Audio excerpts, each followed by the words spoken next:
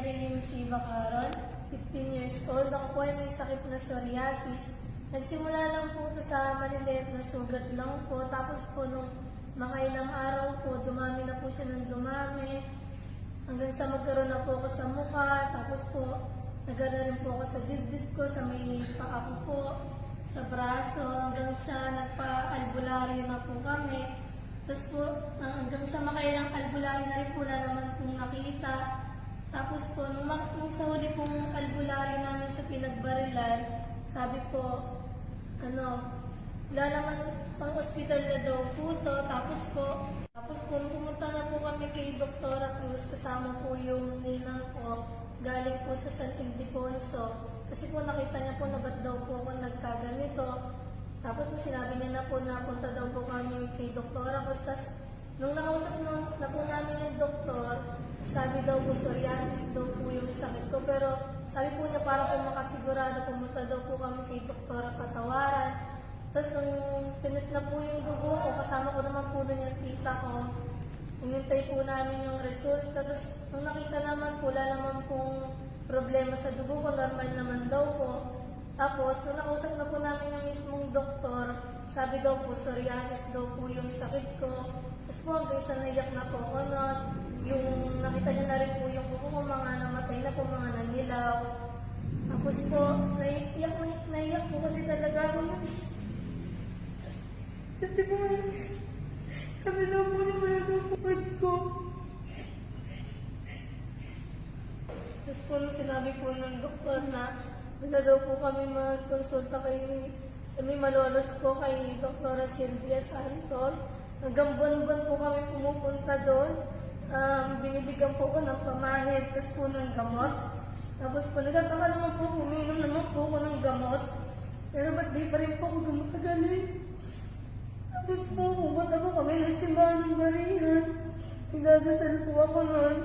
Sana po mawala na po yung sakit ko.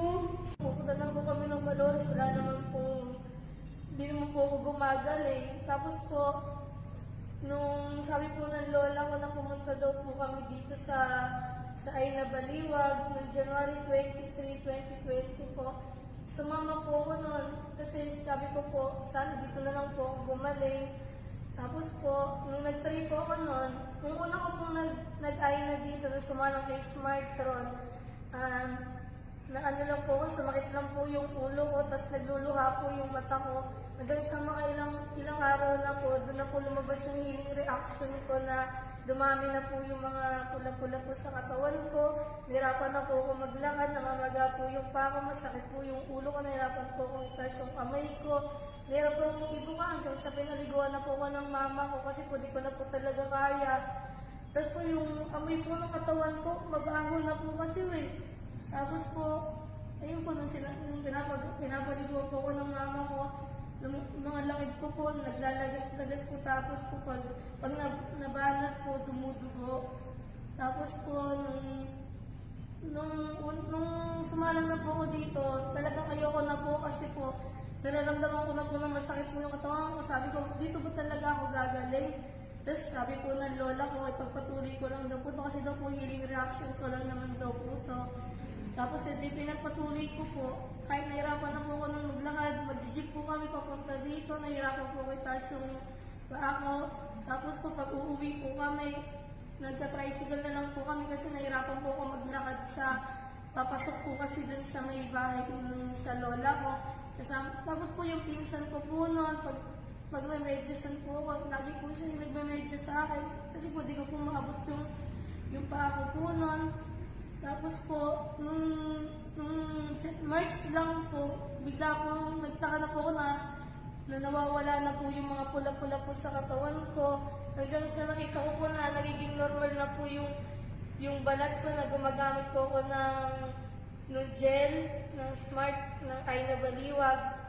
Tapos po dun po, nung nagtaka rin po ako ba't ang bilis ko pong gumaling kahit po nung isang taon na rin po ako na may psoriasis. Pero pinagpatuloy ko pa rin po yung pag-aayna ko. Kaya maraming salamat po kay Sir Har at sa Ayna Baliwag dahil po natulungan nila ako sa sakit ko.